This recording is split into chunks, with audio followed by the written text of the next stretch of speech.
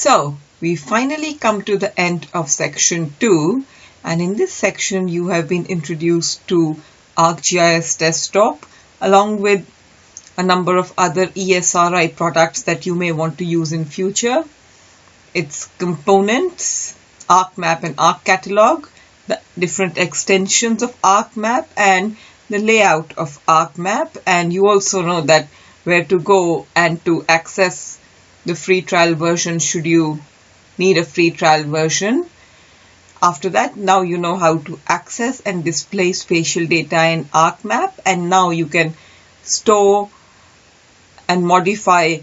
You can create geodatabases and modify them in ArcCatalog to store different kinds of spatial data.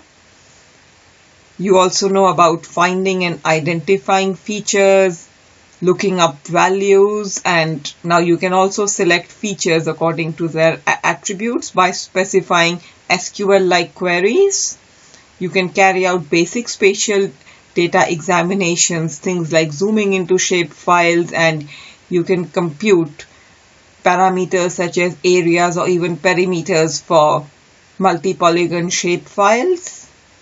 You've also been introduced to converting data, spatial data, both rasters and shapefiles between the different coordinate reference systems.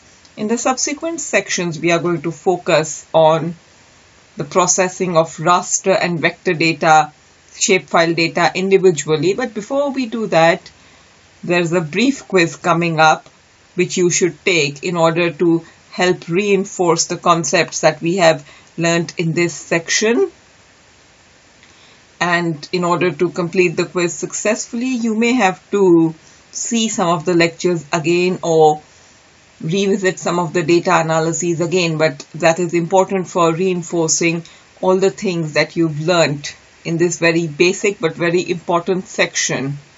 Thank you. All the best for your quiz.